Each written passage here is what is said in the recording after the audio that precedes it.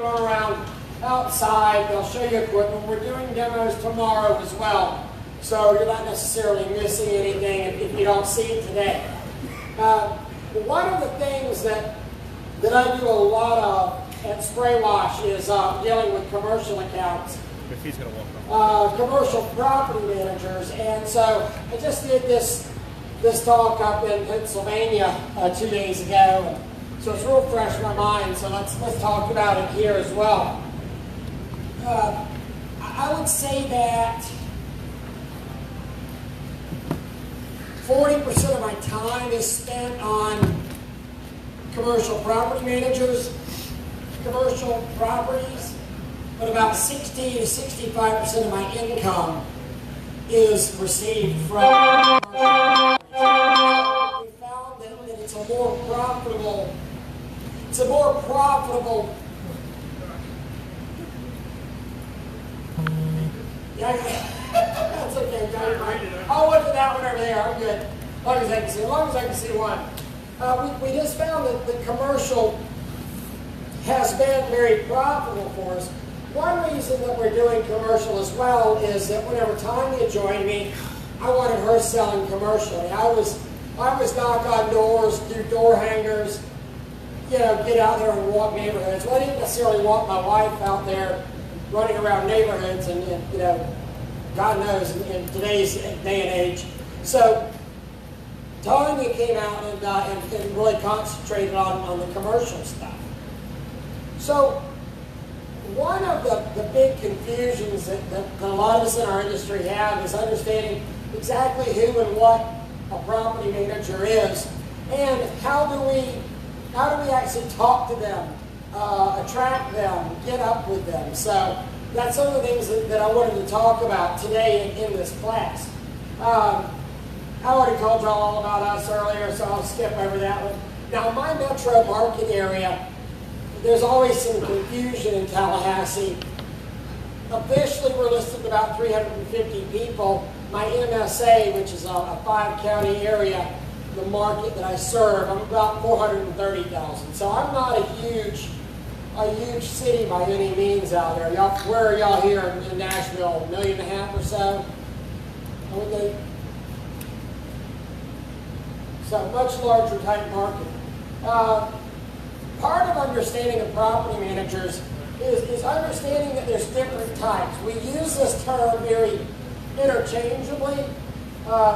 We've got a single site manager, property manager, and that would be the manager that's on one building. They've been hired by a guy to manage their building out there. You have an agency. An agency would be maybe a real estate firm that manages, and they specialize in property management. A facility manager is typically, but not always, an employee of the company that takes care of the property. He's more of the blue-collar, hands-on, taking care of it. He might work in conjunction with the property manager, but typically speaking, the facility manager isn't taking the rents in. He's the guy who's when the air conditioner goes bad, he's the one that they call, get us a mechanic over here to fix it. He's the one that, whatever problems in the in the parking lot occur, we call the facility managers to get there.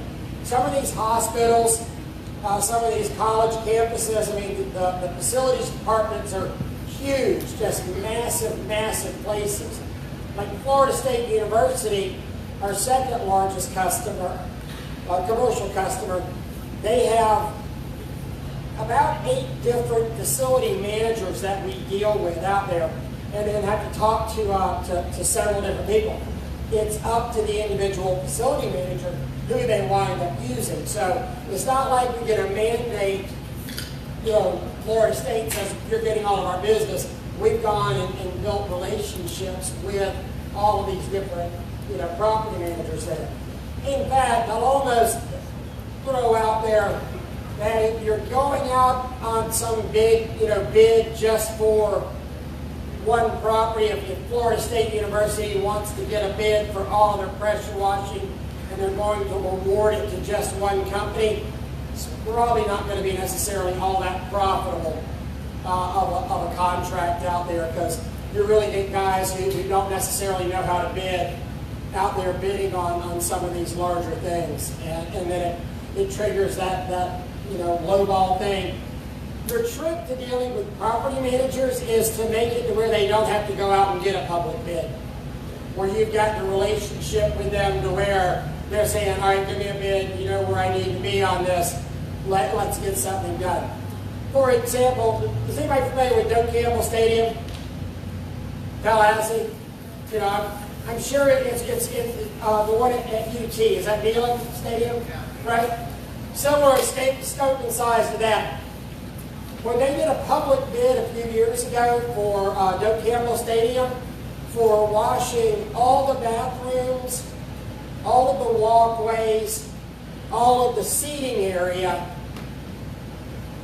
they had asked me to put a bid in on it, and they said, well, that's going to be out of budget. We're going to have to go and get a public bid for it. The winning bid for Doak Campbell Stadium, take a guess. Yours. No, not mine. It was not, definitely not mine. $24,000.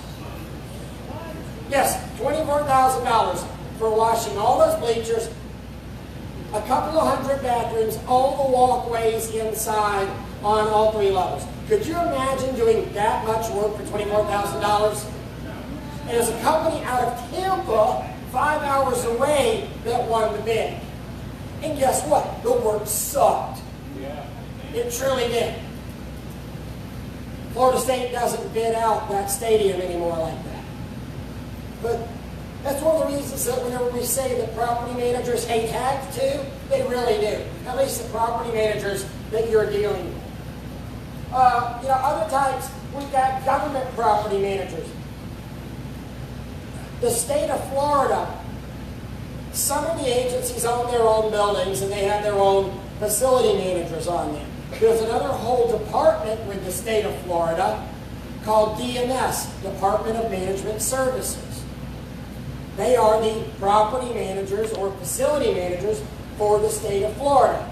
And if, for say, the Department of Education wants to get pressure washing, the Department of Education calls the Department of Management Services. The Department of Management Services goes out and generates a quote request and hires the person that's going to do the pressure washing. And then finally, another type of property manager is actually the owner. Sometimes we have owners that manage their own properties. Typically speaking, if it's a larger size owner, they're going to have multiple people, they're going to have people working for them to manage their stuff. Nobody's from Tallahassee in here, right? All right, good. I changed the names on this, but this is actually a exact replica of one of my companies in Tallahassee, Florida. And let's say the company name is Midtown Office Group Realtors, okay? Now, if you're in the brown, that might be property that Midtown Office Group owns itself. Midtown Office Group, they own a lot of property and they self-manage it. It's a real estate investment company, so they self-manage a lot of that.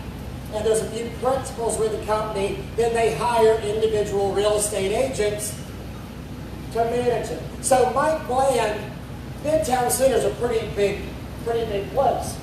Mike Bland, he's on special attachment just for Midtown Center. Now the people in the blue, there's a guy named Bill Jones. Bill Jones, he's out there managing it for a private owner called Big Building Incorporated. Big Building says, well, wow, I know Midtown Office Group manages a lot of property. They go to Midtown Office Group and they say, will you manage my building for me? Yes, we've got a real estate agent that's perfect for that, Bill Jones. Or vice versa, Bill Jones becomes friends with the guy that owns Big Building Incorporated and says, I want you to manage it. He says, my license is with Midtown Office Group, so we'll bring it in there. Then I might have George White, who he manages the SWAC Investment Group, SWA Investments, and another apartment out there. So You can have real estate firms that manage millions of square feet, and then you can also have a real estate firm that manages one type thing. It's your job to figure that out, because each one's going to be set up a little bit different. Understanding realtors, whenever you see realtor typed out, a lot of times you'll notice that it's in all caps, okay? It's in all caps because realtor is a trademark. It's a national trademark. It's part of a trade association that a realtor can join. And it's just always typed out in caps. But to give you an example and relate it to our industry, pretty much everybody that's a member of the PWNA is a pressure washer, but not all pressure washers are members of the PWNA.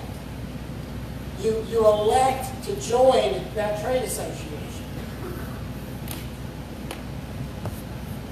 The reason this is spelled out like this, it's realtor, not realtor, not relator. Realtor. Realtor is their how they pronounce it. The only ones that really care are like the brand new agents, and they'll sit there and say, no, it's realtor. Okay, realtor. The old ones who've been doing it forever, they don't care. But that is the actual, a lot of times, like, where's the second A in there? It's not realtor, but it's realtor. As I was saying, they hate hacks just as much as you and I hate hacks, because they're the ones that are left to deal with the problems whenever they turn up.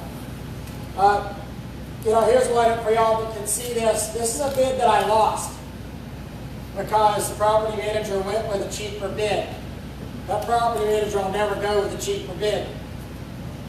Again, you can see on there on the vents, they hit it so hot with bleach that it oxidized the metal. It's dripping down now. And you can see the wand of Zorro marks all over the stucco on here. And that was this morning whenever I said, well, yeah, we soft washed it. We just held it away a little bit more. That's soft washing, right? No, it's not there, Jethro. Because you can see that you've ruined your stucco now at this point. You red tipped it. They now understand why we were $6,000 and not $3,000 for this building. Here's what you can see at the very top, the header of that building. This whole building is like this. All in here is you can see where they just oxidized the paint, and then they didn't remove the oxidized paint very well. On there they sprayed hot bleach. Up in here, behind this, where this soffit vent is, right in here, they've rusted it out. And that's rusty water that's dripping down on here. Think our property manager's real happy? No. No, they're not. Funny story? That's the Department of Environmental Protection. You want to talk about a butt-puckering job to do?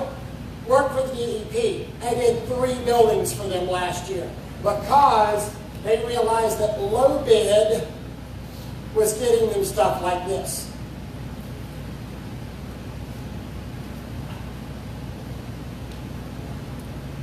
It was not a small walkway out in front of that thing, and he literally did every square inch of it like that. Like that. I mean, I'm talking hundreds of yards of walkway out in front of it, you know. It was amazing that, yeah, one of our best stories about a property manager. We lost a fairly large garage bid for about $15,000, and we were friends with the property manager. He wanted us to get it, and he says, you know, my hands are tied on this. It's a city bid. I have to take this, you know. I have to take it. They only had to get 2 bids. Well, he got a second bid, really assuming that the guy would not bid. I would say, on heck with it, they get a failure to perform on that second bid and award it to us. Sometimes as business people, you actually tell who the other bid is going, the other bid needs to come from. Sometimes because you have a relationship for them, sometimes because you want to do your competition dirty, I'll say. And that was this situation. But this competitor actually took the bait, did the bid, showed up to do it, won the bid. We're at like $15,000 for this parking garage. He was somewhere 2 or 3 on it. And he literally showed up with a pull-behind machine, 50 foot of garden hose, and 100 foot of pressure hose. And said, hey man, where do I hook this up? And after one night of doing it with a turbo tip and just making funny swirly marks everywhere, the city manager fired him and awarded us our bid.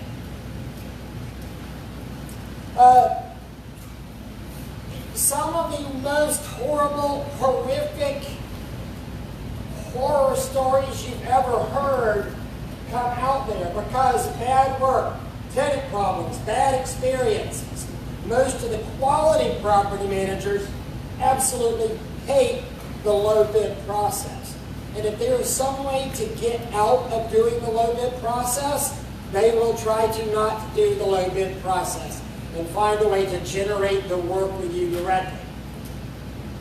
I always picture this as what the average property manager looks like right here in the middle of the day. Property managers don't have good days, you know?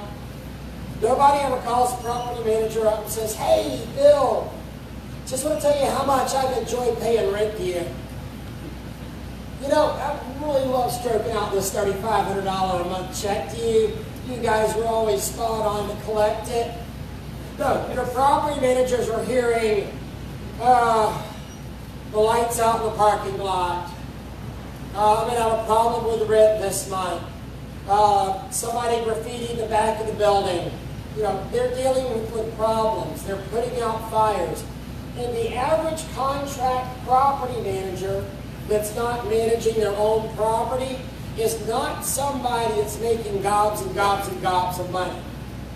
You know, they're a salary employee that may get a bonus for saving some money, but they're going to be between $40,000 to $70,000 a year. It's not like some fat cat driving around in a Cadillac. Every time he picks up the rent check, he just throws it in the trunk. Oh, cash it when it fills up. That's not how they are. They're just working guys. And they have just people fussing and complaining at them all day long.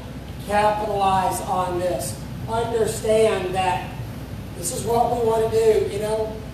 Let me help you ease your pain. Come to Daddy. Let me show you how I'll make it all better for you. Your empathy wins with them. Let them know that you understand, you know. Let them know that your goal is that they don't get any calls after the pressure washing. Nobody's going to call and fuss and say that, oh, my windows look horrible, because we're going to take care of it. You know? Oh, you know, last time, what happened last time you had this place washed? Oh man, it was horrible, you know, they showed up. True story, true story. Just happened, you know, I'm a pressure washer at heart. I sit there, you know, you're rolling around with your windows down, and I hear it. And oh, somebody's pressure washing. I look over to my side. It's a celebrity ham place, and it's right at lunchtime. It's like 11:30, 11:45, okay? I don't go out to celebrity ham for dinner. I'll get one for holidays, but I'll go up there every now and then and get a sandwich from the deli. They're a lunchtime kind of, wouldn't you agree, they're probably a lunchtime kind of place. They don't serve breakfast, and I've never seen anybody in there at dinner. Well, here's the pressure washer who's out there pressure washing the front freaking walkway and their eating area or dining area. He's got the tables out in the parking lot at 11:30 on a Monday. Could you not find a better time to do this? And I promise you that owner didn't hire them, or that tenant didn't hire them, because he was working down the building. You think that property manager got an earful from that business owner? You sent somebody out here to wash my sidewalks at 11:30 at lunchtime on a Monday. But that's exactly how, ain't nobody will tell me when I could work in this business. Well, they're not going to be back there. I don't care how cheap they were. So you want to be part of that guy's solution. You want to be part of that lady's solution and let them know your services are not going to generate additional complaints and problems for them. Your competition, they're showing up and throwing up. I'm serious. Whenever I hear sales appointments all the time, I talk to guys. You know, I'm very blessed to do some coaching around the nation. And I hear, oh, well, tell me how you handle these things. Well, it's real easy, you know. I mean, I go in there and I say, hey, I'm Ray. I want to do your pressure washer. Here's some information about our company. Like, what do you do then? But I leave. That's showing up and throwing up, guys. You know, and think about it. Even if you were very presentable and a super nice person and they liked you and all that, how many times per day, per month, per week are they getting pitched something? Especially if you're managing a building. I've got the drapering guy in there. I got the blinds guy, the flooring guys. I've got the guys from ADT in there. I mean, they're dealing with dozens and dozens of sales pitches per week. So you're going to have to be memorable or leave some pretty memorable information behind for them to ever remember who you are. Otherwise, you're just one of the dozens they see every night. But by engaging with them and talking with them, you will become one of the memorable ones. Ask questions. Engage with these guys whenever you get your appointment with them. Talk to them. What are you happy about with your current service provider? Oh, you don't have a current service provider. Is there anything your current service provider does that makes you unhappy? Well, he always leaves the windows a mess. Or, he always shoots water under the doorways of the shopping center. Or, find this out. You're not disparaging the guy. Listen to what they're saying. If you don't ask, you won't know, but if you don't listen, it doesn't matter. I put on there, don't be Ray, because Tanya and I go on sales appointments all the time. You got sales appointments, not a lot, but occasionally. And I get really proud, really excited about what we do, and I start, and I feel under their desk or under the table are kicking me. And it's, shut up. Shut up. You're literally interrupting the customer who's telling us what they need to talk about yourself. Shut up and listen if they want to talk about it. We've got 2 ears, 1 mouth. That means we listen twice as much as we speak. Our questioning, we're going to continue with these guys. We're going to keep asking questions. Hey, do you have a cleaning budget? Do you have a budget in mind? And this doesn't have to be a face-to-face interview. This can be a phone interview when we're talking to you. Hey, tell me about your budget.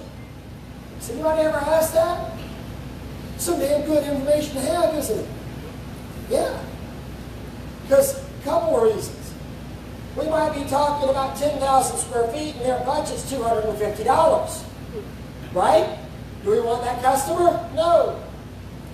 They also might be thinking that their budget's around $10,000, and we're thinking, man, I could knock that thing out for $2,200. They want to give you more money, take it. But unless you're asking the questions, you might not know what their budget is. P card. Does everybody know what a P card is? Purchase card. Very good. Purchase card comes into effect with a lot of the governmental property managers or facility managers. And this is the way that we get around competitive bidding a lot of times. Okay? We're getting away from getting out here and having to enter in with the unwashed masses of everybody, throwing bids out here. So on a P card, it's my visa. It's my visa that my job gives me, and they give me a limit. Some of my guys in Florida State, their P card limit, $10,000. Unlike you, I can wash a lot of stuff for $10,000. I've got other zone managers that are $5,000. Got other zone managers that are $2,500. I've got somebody in Leon County that's $2,500. Everybody with the city of Tallahassee is $1,000. Okay? But you don't know that until you ask that. Hey, do you have a limit that's going to cause it that if I exceed, we're going to have to get other bids? Now, obviously, this is a point where we have a relationship and we're joking and we're talking hunting and fishing stories or NASCAR or something like that. I mean, you go up there on your first phone call, they're going to be like, yeah, this isn't the guy for me. This is about relationship. I think I mentioned this morning about our largest customer. It was a year of cold call. A year. Stopping by, hey, how y'all doing today? Here's some notepads. Here's some sticky notes. You have anything for us? Bye. See you next month. But you know what? They damn sure saw us next month. And I still remember our first job for them was like a $150 sidewalk. And Tanya and I were so excited. $150 sidewalk. And that's the company that I was telling you. I've done that garage for $750 once a week for the last 6 years. Glad I did that sidewalk. Was it worth going in there for a year? It was. It was. Some people aren't as tenacious as my wife. Thank God. So, we're talking about their P card limit. If you don't ask, you'll never know. Some of these guys will never tell you. Some of these guys will be like, well, you don't worry about it, I just need your bid. I just need your bid. Don't worry about it. Okay, then shoot your bid in. Why are you unhappy with your current service provider? Do you have to accept low bid? Not all of these places have to accept low bid. In fact, some places throw out high bid and throw out low bid and start looking at everything else in there. I just bid on a large courthouse up in Moultrie, Georgia. I was at $38,000. There was one bid lower than me in the 20s, and then the low bid of the whole thing was $14,000.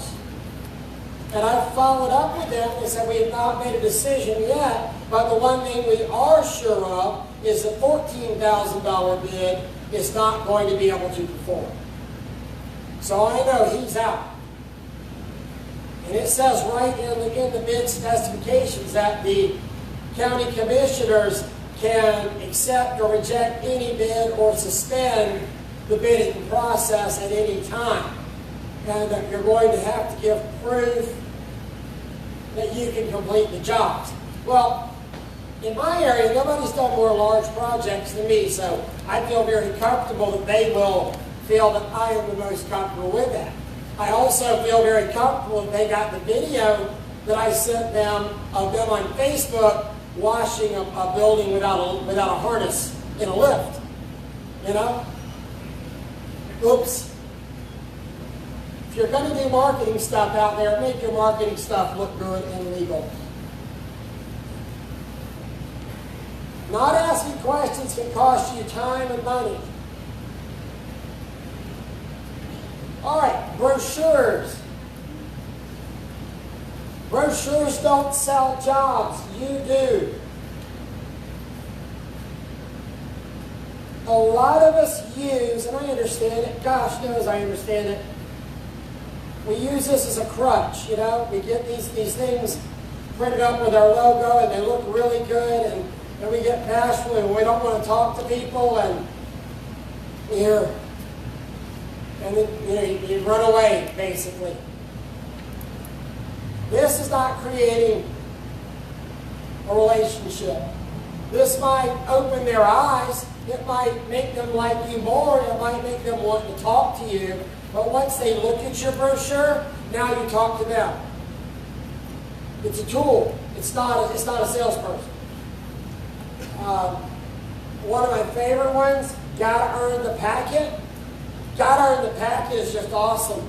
Because I have seen Tanya literally at a sales appointment where she knows it's not going well or they're not going to use us. And they're just being kind of jerks. Well, thank you very much for your time. Reaches over, picks up their bid, picks up their packet, give us a call if we can ever help you in the future. But you know what? Obviously, you're not going to be a good fit together. You have needs that we can't meet. We're not a low-priced person. And not being a jerk about it, not being, you can't afford me. No, I mean, we're doing it very respectfully. But we leave, and they'll still, please stop. Wait. Let's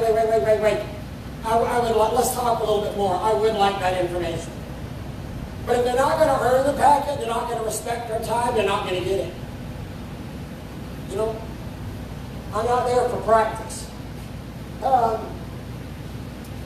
Never speak poorly of your competition. I cannot stress that enough. Whenever you're in there and they're interviewing you, and think of it, every time you're on one of these bids, you're on an interview process, right? But you don't want to sit there and say, oh, you used Johnson's pressure washing. Yeah, those guys suck. Low ball and hacks. Just, they're awful, man. Don't do that. Put yourself above that, you know? Put yourself way above that. Now, you might drop the little thing like, oh my God, he's out of prison? You know what? A lot of guys can't beat a heroin addiction and come back. He's awesome. No, you can't. But no, don't badmouth your competition. Even if they bring it up, don't badmouth them. You can say, I might have done that differently, or there's some regulations against that, or our equipment is different. Because you never know at what point you cross the line. Because you know what? It could be his nephew that he's just pissed at for a minute. Or it could be his nephew who just doesn't, he's mad that his nephew didn't do the job right, but he knows his nephew just didn't have the right equipment. And you now make it personal about, well, he must have been a complete dumbass if he couldn't do it. Now you make it personal and you're not going to get that job. So even if they open the door for it, don't do it. So appointment tips. Ask questions. I'm going back still. Let the customer talk. People want to buy. They don't really want to be sold. People love it when they have the opportunity to actually buy. And then listen. I just can't stress enough. Listen, listen, listen. You're selling yourself. You're not selling pressure washing. No. I'm not a pressure washing company with great service. I am a service company that happens to pressure wash. Think about that. It's about building these relationships. You'll see 7 buildings on there. 1's a parking garage. 2 is Tallahassee's largest Class A property. 3, that's Florida State College of Law. It's a hospital building there with the 185 or 125 in front of it. That's the Florida District Court of Appeals. It's our largest mall, Governor Square Mall, and then Bradfordville Baptist Church, the tallest steeple that I've ever done. It's at 165 at the cross. All of these have in common, started with a cold call. Started with either me or Tanya walking in to this property manager's office and saying, tell me about your needs. Who's doing your cleaning? Do you have any problems that we can handle for you? Some of these buildings had cleaners working there. Some of them didn't. I still wash all of these buildings except for the Governor Square Mall. Still wash every one of them. Governor Square Mall, they changed ownership and they do it in-house now. And you know, can I give y'all a sales tip for the we do it in-house? Yes. All right, cool. We clean in-house. That's awesome. You absolutely should. Think of my company as the people that come out and do the spring cleaning for your building. You know what? I'm not going in here and spring cleaning my house once and then never touching it again until next spring, right? I'm cleaning my house each and every week. And your facilities guys should be in here cleaning. When we get a Coca-Cola spill out there, or we get, something, we should be sweeping it off with a pressure washer. But think about me as the spring cleaning guy that comes in once a year and makes this thing perfect. All of a sudden you go, wow. Because, let's walk around outside, Mr. Facility Guy. You're having it in-house right now, right? Still looks like crap. So the guys that you're hiring to clean it, your employees, don't tell them it looks like crap, but they're obviously not doing a very good job. But if I got it cleaned, really good and clean, they'd be able to keep it clean longer with what they're doing and the equipment that you've provided them. We all say that point, they all started with tying their shoes. Don't tell her to go out and get new shoes. She doesn't know. It was a walk-in. Still say the most indispensable, underused tool in this industry is this telephone right here. Used to hold up a phone book a couple of years ago, but you can't really see the phone books back there in the room whenever I wave them around now.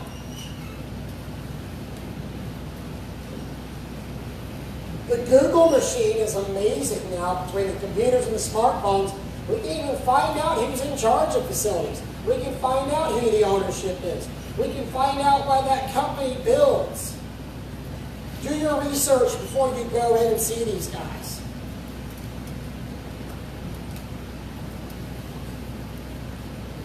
Does anybody here love cold calling? Does anybody here love just randomly talking to strangers? I do. I really do, Start learning how to, If you hate, you're like, Ray, I just can't stand it. I just want to run a pressure washer. I don't want this crap. I don't want to talk to people. Think about hiring a salesperson. You don't want to hire a salesperson? Go to Toastmasters. Go to a B&I group. Get out so they help you get out of your shell and learn to talk to people. These big accounts that I just showed you on there, they're a marathon. They're not a sprint. It's going to take you some time. Keep going back. Keep going back. 1 year of cold calling. Name dropping. I love the name dropping sheets. This goes into all of our sales packets right here. And what you see on here is about 12 logos. And these are fairly well-known places in our area. Florida State University, Tallahassee Community College, Talcor Real Estate. That company that I did earlier may have been modeled off of Talcor. Maybe not, probably won't. Leon County, City of Tallahassee, Ameris Bank. Well-known, knowable logos in our area. And I put that on the sheet, on the sheet. Put it in the sales packet, our introduction packet, whenever we're talking to people. And it's an automatic, wow, they do work for Florida State. Wow, he does work for the city of Nashville. Oh my gosh, Ford hired him. It's just going to build a little bit of trust with your customers. Whether it's deserved or not, because I laugh and thinking, well, my government wants everybody the cheapest out there. It doesn't really matter the city, but if you think it's good, it's good. Also, name drop into the conversation.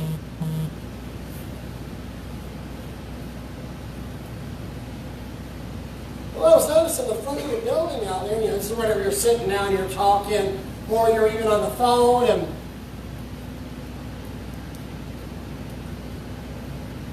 I was noticing the front of your building out there, and you have some stains under those front windows, much like, the stains are really similar to that project that I just did at the Gaylord Hotel last week. See where I'm going? I mean, don't be that. Well, actually, be just that blatant about it. If it's a great account that you service, that you rock all the time, be just that blatant about it. I think that might have been a reactive metal stain that's dripping down your siding out there. That looks, I'm not quite sure, but I dealt with something similar to that at the state courthouse when I cleaned it 2 years ago. Just subtly drop them into there. Let them know that you've got the business, that you've done things similar to that.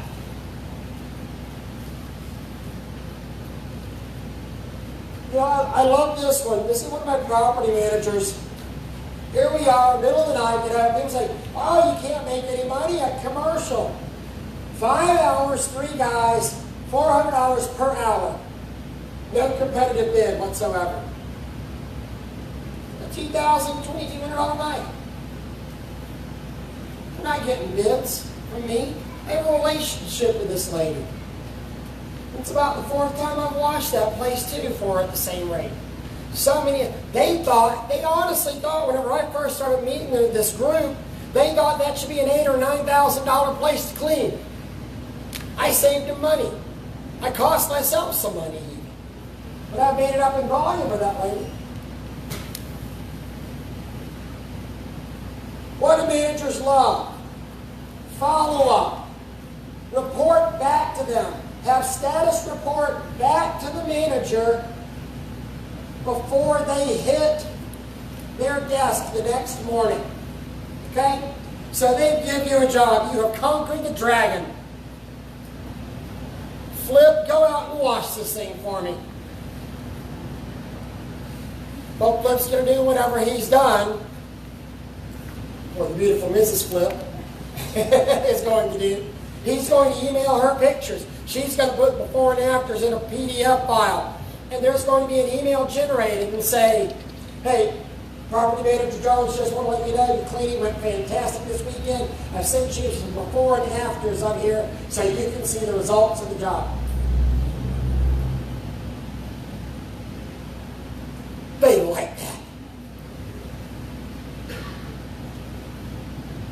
And not do it whenever you get around to it. I mean, when they hit their desk the next morning, that should be in their inbox. Do it in a PDF file. Something they can open up across platforms on there. Doesn't matter if they're mobile, if they're desktop, doesn't matter if they use Microsoft Word or they're Macintosh. Make it easy for them to open up. Point out any maintenance issues that you see. Especially you get somebody managing 5 or 6 shopping centers, they're not walking those properties every day. You see some blinking lights or some bad, signs that are out or something, let them know.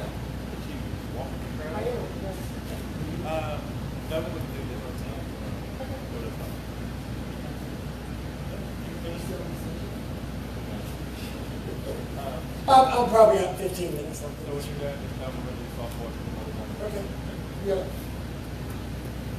I'm a hell of a lot more interested in you and your machinery.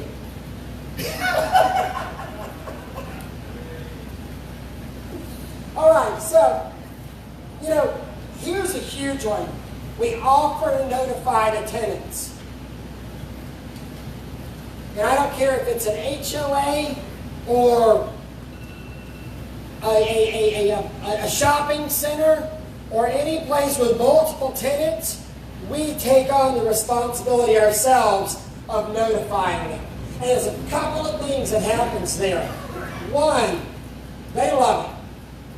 Oh wait, I don't have to call everybody or email or go walk it. Thank you. Two, I get to identify any problems. I get to meet the tenants that are actually there in that store. And I get to say, hey, last time this was pressure washed, anything happened? Do I need to know about? Yeah, they ruined my freaking $3,000 wood floors. This door has no sweep on the bottom of it. Water just squirts up under it. It's good information to have, isn't it? Yeah. These tenants can tell you some awesome stuff. Also, look around, get out there at night. Pat Clark has a great, Pat, are you still here or did he leave? You know, Pat has a great story of a Holiday Inn that he was washing. And they wanted to jam him up for an H on the sign. I think maybe the Y also. I don't know how much an H or a Y cost. I want to find out. But you know what? Pat went back to his photos, found prior to the wash where the H and the Y weren't working. And said, oh, look, already dead before I ever touched it. So it gives you a chance to walk the property and see what's going on. Before and after portfolios. I see on the monitors. I like to keep them simple. Try to get matching shots on there. But that's whenever I say before and after portfolios, you know, this is the kind of thing that I'm talking about. This is at our Vietnam Veterans Memorial right here. This is a City Beauty Supply. Here's a roof, a white EPDM roof that we did. Sometimes these things might be 12, 14 pages long. Sometimes they're 1 page.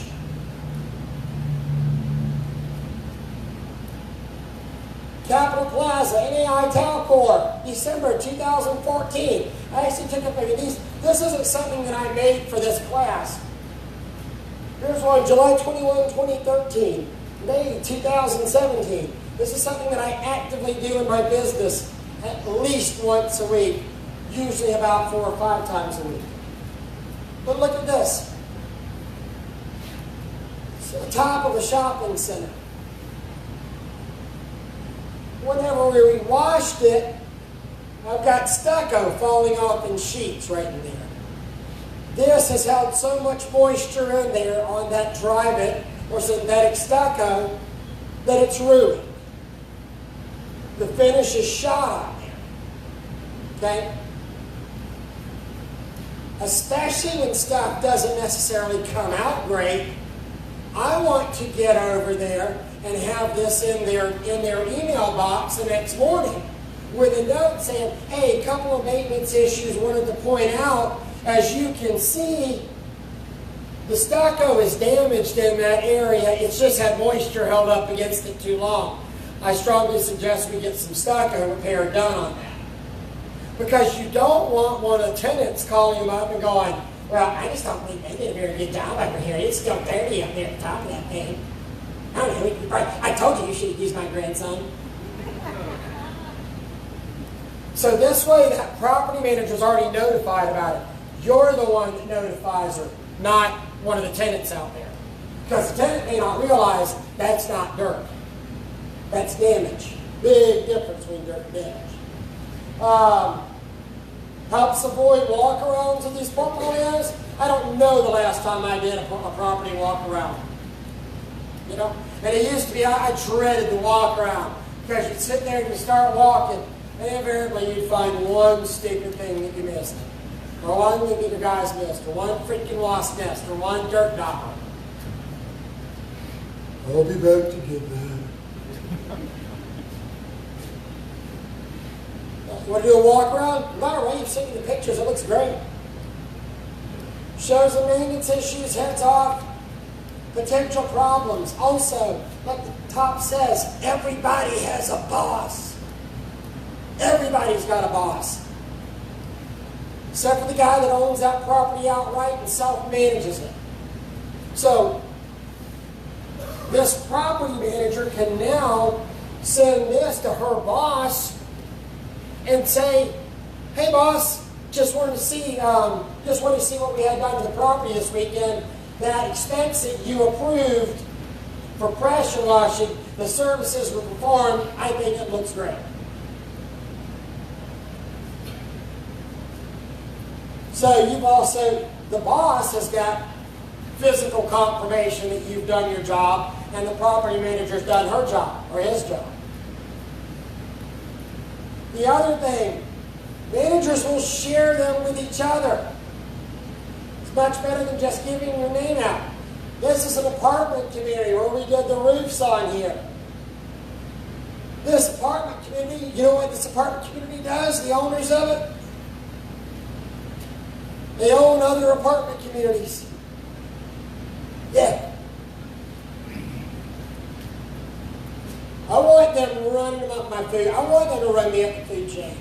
Managers will share them with the owners. Managers will share them with the other managers out there. Also, you can share them with prospects. Whenever you're out there, this works as good as the name dropping. Or as part of a follow-up on there where you haven't gotten the guy completely sold yet. Hey, I'll tell you what, I'll send you some pictures of similar jobs that we've done.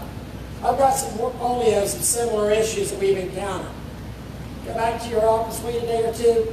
Hey, Mr. Jones, great meeting you today. By the way, as promised, I'm sending you a portfolio of work that we did over at Capital Regional Hospital. I know you want your hospital to look as good as they do.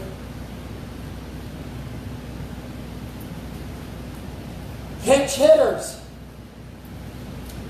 If you don't get along, if you've got a multi-layer company, multiple people in your company, if you don't get along with that prospect, all is not lost. Sometimes you will find people that you don't get along with.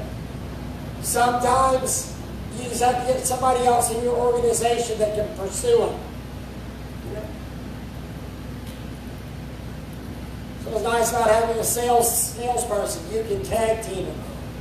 Say, boss, I'm just not getting anywhere with him. You want to give him a whirl? Absolutely. Tom and I do that. There's some women will just fight like cats with other women. So I know sometimes that it's contract. If it's a property we want, I'll step in if Tanya didn't have any luck dealing with the customers.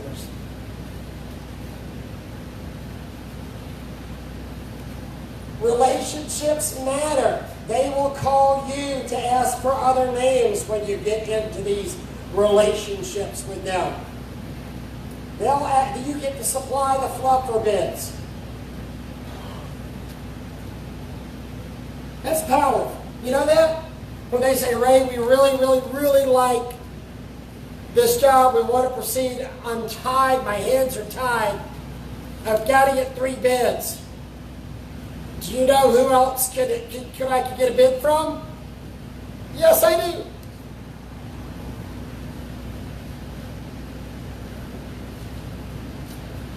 So you either send it to the highest guy in town and hope and pray, or you talk to a friend in the business and you say, look, they want me to supply other bids or help them get other bids.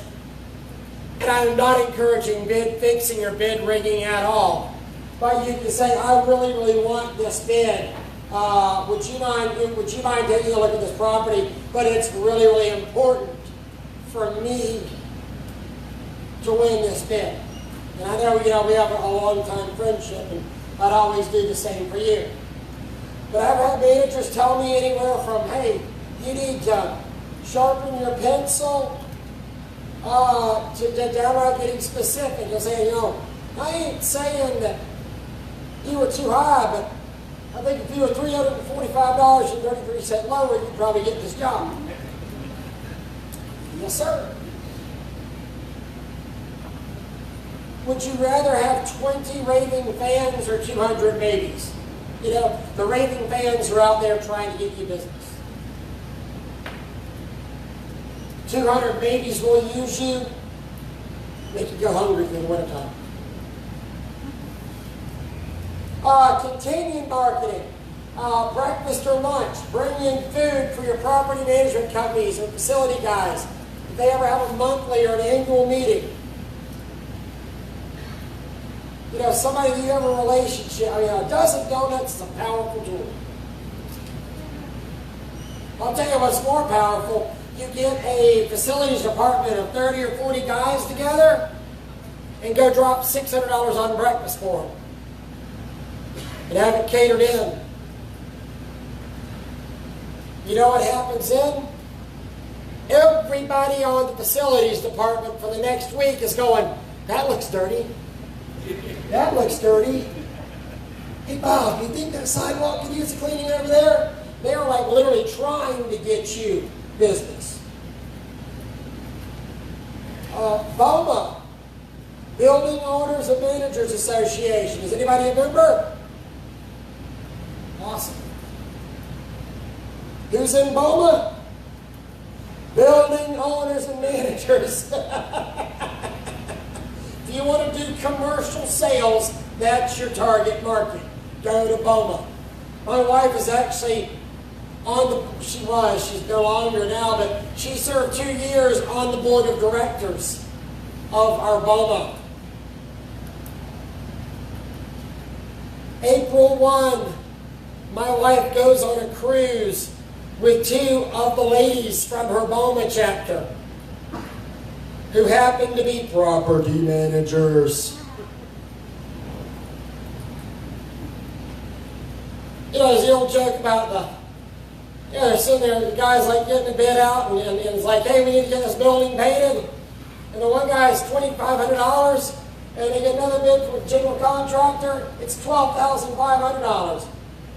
And the manager says, look, I gotta be honest, you know, I got $2,500 here, why is yours $12,500? He said, it's easy. He said, we're gonna hire that guy for $2,500, $5,000 for me, $5,000 for you. That's how business gets done. It's about these personal business relationships. Here's some of the fun things that we do. I've personally given like 4 bakers carpal tunnel syndrome. Because we go out and we get blue and white frosted cookies, and then we have them pipe out spray wash on the cookies. They hate me.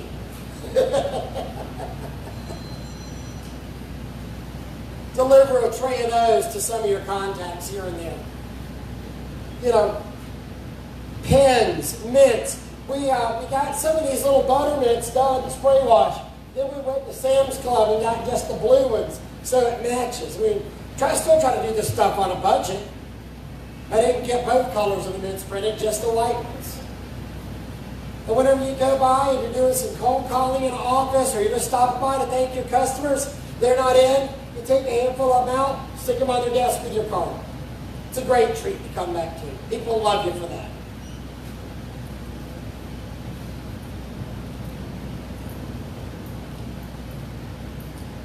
If you come to Tallahassee, I can actually give you a tour of the Spray Wash Vineyards.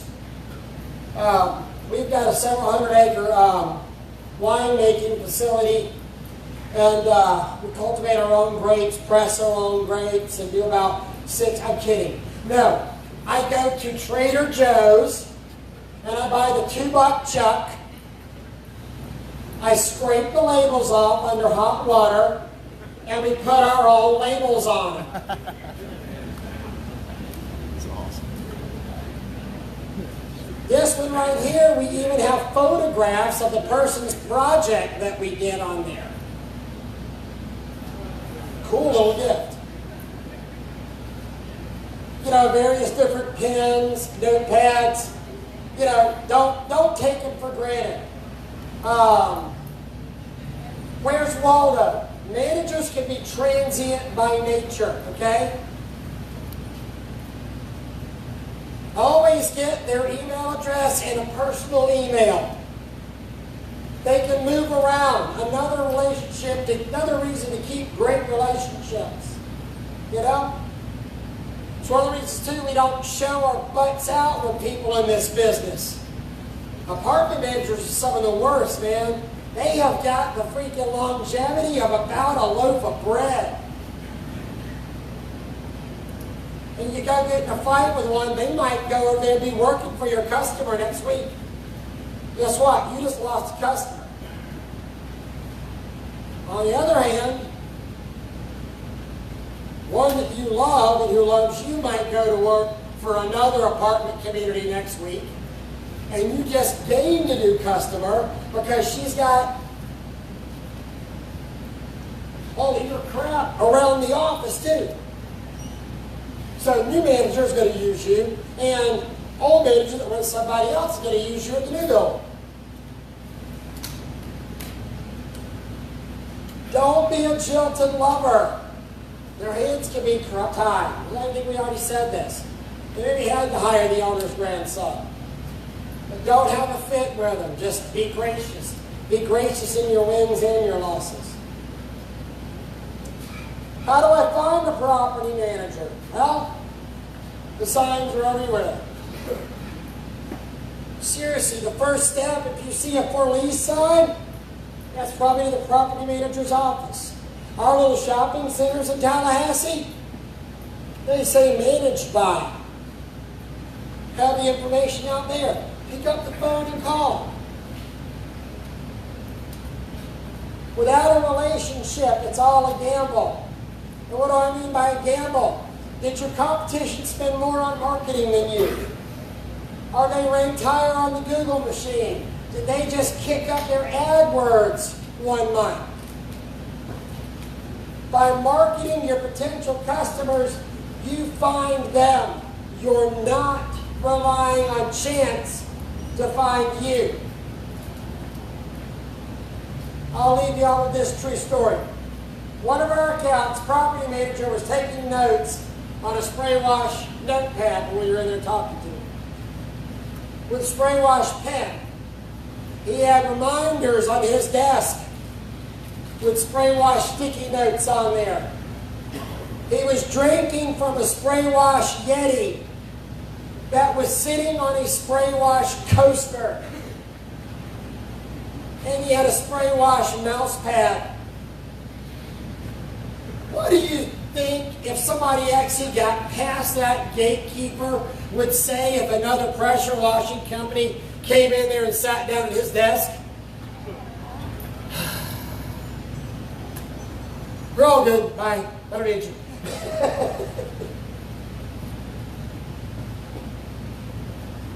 This stuff works. That's just all I can tell you, you know? It's not about price always.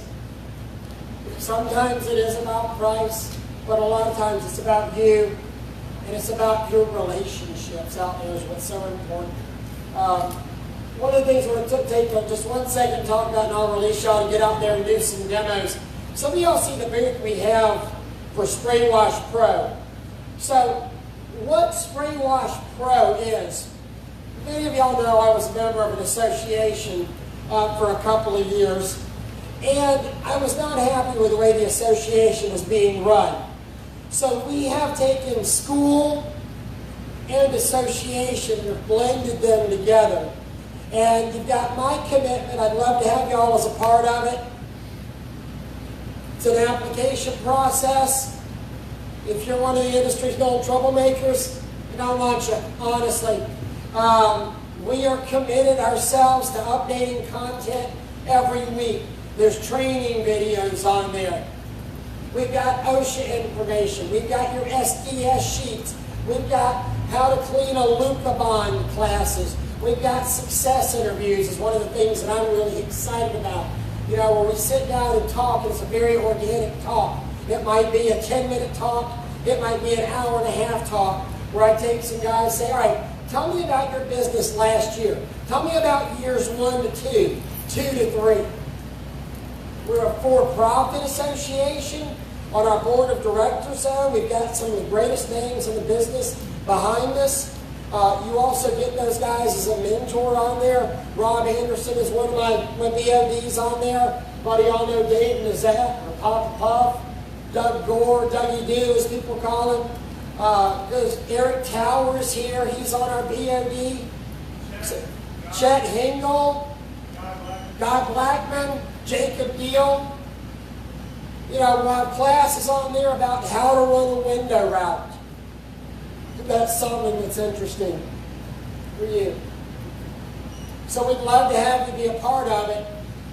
Your membership dues are $299 a year, but one of the things that our host here, Sean and Alani, have graciously agreed to do is anybody that signs up here in Nashville, they're going to actually buy $100 of your membership. So it'll be a $199 sign-up fee. So love to have y'all as a part of it. We're brand new, we're growing. I'm excited to grow into the future in this new association. Again, I'm Ray Burk. Thank y'all very much for your time, and we got dinners outside.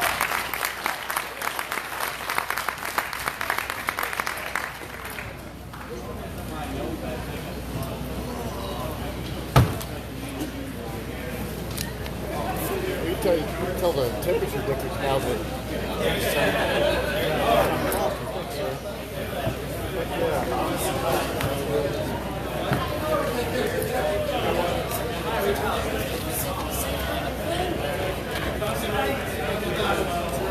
they do a bunch too.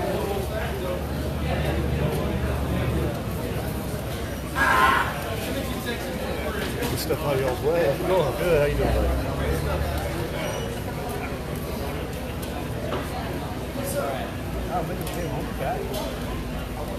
Well, I want to see what your demo